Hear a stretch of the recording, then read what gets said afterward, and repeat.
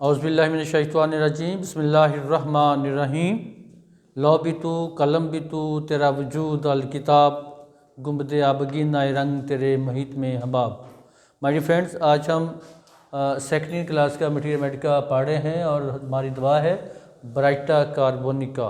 Baryta carb हमारी दवा है। आज हम उसका इंट्रोडक्शन एंड काजेशन पढ़ रहे हैं।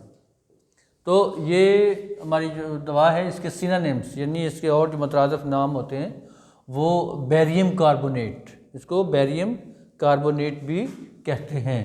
सोर्स ये मिनरल किंगडम है और इसकी जो प्रूविंग है वो डॉक्टर सैमुअल हानीमन साहब ने की है। प्रूविंग किसने की इसकी? डॉक्टर सैमुअल हानीमन साहब ने इसकी प्रूविंग की है। तो इसका जो मियाज़म है वो सोरा इन बैकग्राउंड, ठीक है। और इसका टेम्परामेंट जो है वो मेलनकॉलिक टेम्परामेंट वो होता है कि जिसमें पेशेंट इसमें रहता है सैड सा। मेलनकॉलिक में सैड सा भी है, थोड़ा सा इरिटेबल भी है, लेकिन गमज़दा सा सैड मेलनकॉलिक में होता है पेशेंट।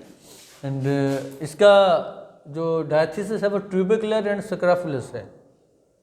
इसके अंदर जो रुझान पाया जाता है वो टीबी का रुझान पाया जाता है, या फिर स्क्रैफुलस का मतलब होता है कि टीबी की गिल्टियाँ जो ट्यूमर्स बन जाती हैं हमारी गर्दन के आसपास, ये जो सर्वाइकल एरिया पे जो ट्यूमर्स बनती हैं वो काफ़ी हद तक मिलिग्नेंट होती हैं, यानी ट्यूबिकुलर वो होती हैं, आम मोस्टली नहीं होती, राइट।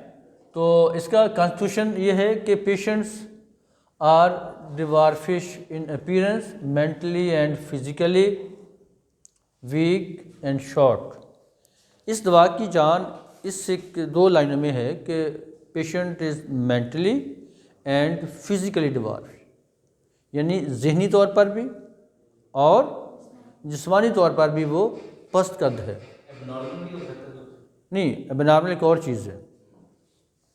ज़हनी तौर पर उसकी जो कैपेसिटी है थिंकिंग की, उसका आईक्यू लेवल है वो बहुत कम है, ठीक है। उसका आईक्यू लेवल बहुत कम है और उसके साथ साथ वो फिज़िकली भी डिवार्फ्ड है। फिज़िकली भी वो उसका कद जो है वो छोटा है, स्टेचर उसका शॉर्ट है।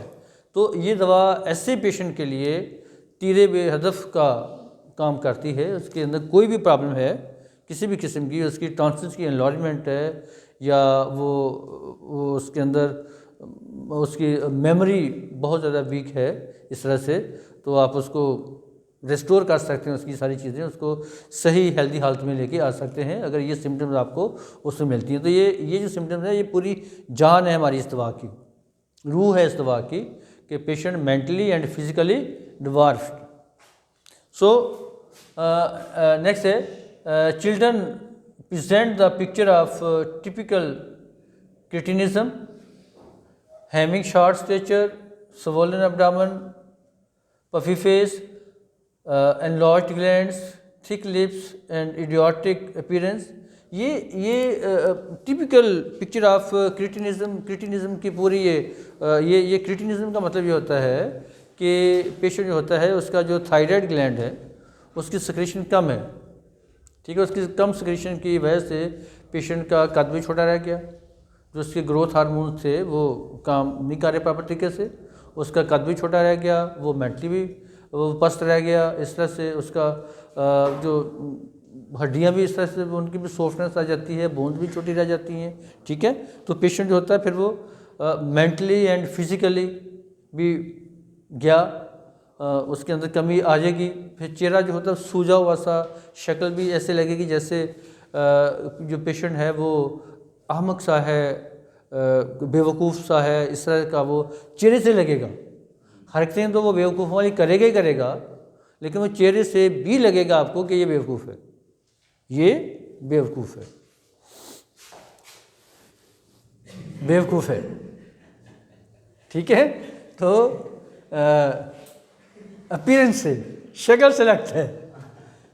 Old people are weak, fatty and childish in behaviour. अच्छा, ये दवा एक तो बच्चों के लिए बहुत अहम है, ठीक है। दूसरी ये बूढ़ों के लिए भी, ओल्ड एज में भी the best remedy. Alzheimer disease के लिए बूढ़े जो लोग हैं वो अपनी याददाश्त उनकी वीक है, उनको याद नहीं रह रहा, ठीक है। और उनमें और भी जो प्रॉब्लम्स आती हैं बुढ़ापे में, उसके लिए ये हमारी बेस्ट रेमेडी है। जितना ये काम ये बच्चों में करती है, यानी वो ऐसे बच्चे जो कि बिल्कुल चाइल्डिश जिनका बिहेवियर होता है, बड़े वो इडियोटिक किस्म के वो होते हैं, तो इस तरह से ओल्ड एज में बाद जो बुज़ुर्ग होते हैं वो बच्चों की तरह हरकतें करना, सफाई सुथराई का प्रॉपर वो नहीं पता लग रहा। अगर उन्होंने स्टूल किया है, पास किया है, तो उसको वो धोएंगे नहीं, वहाँ से हाथ जिस तरीके से नहीं साफ़ करेंगे, भूल भी जाते हैं। इस तरह की चीज़ें उनके अंदर जो आ जाती हैं, basically these are due to Alzheimer disease, ठीक है। ये हमारी ब्रेन की एक बीमारी है जिसके अंदर जो हमारे ब्रेन सेल्स हैं वो उनके अंदर प्रॉब्लम आ रही होती है, तो पेशेंट जो होता है उसकी याददाश्त भी वीक हो रही होती है, ठीक है। और वो इस तरह की चीज़ें बच्चों वाली हरकतें वो कर रहा होता है पेशेंट, ठीक है। तो इस सूरत हाल में ये हमारी जो ब्राइटाकार मेडिसिन है वो बच्चों के साथ साथ ये बूढ़ों में भी ये बहुत ज़्यादा इस्तेमाल होती है, और बड़े इसके आउट क्लास रिज़ल्ट हम देखते हैं। जब हम क्लिनिक में इसका इस्तेमाल करते हैं तो बड़े हमें शानदार रिज़ल्ट मिलते हैं इसके। तो इसका कॉजेशंस में इमोशंस, जज्बात, ठीक है। पेशेंट बहुत ज़्यादा जज्बात में आ गया तो उसकी वजह से उसको कोई प्रॉब्लम होगी, बेहोश हो गया या गौर मसला हो गया जज्बात में आने से, ठीक है, इमोशनल होने से। नंबर 2 है सुप्रेस्ड फुट स्वेट। सुप्रेस्ड फुट स्वेट, ये जो सुप्रेशंस होती हैं ये बड़ी ख़तरनाक होती हैं। मसलन किसी का पसीना जो था पाँव पे आया और वो आना बंद हो गया, तो उसके अंदर कोई और चीज़ें डेवलप हो सकती हैं। उसका जो डिजीज़ हैं, या वो पाँव का पसीना तो दब गया, उसके बाद मुमकिन है वो आपके हार्मोनल सिस्टम पेशेंट के डिस्टर्ब हो जाए, ठीक है।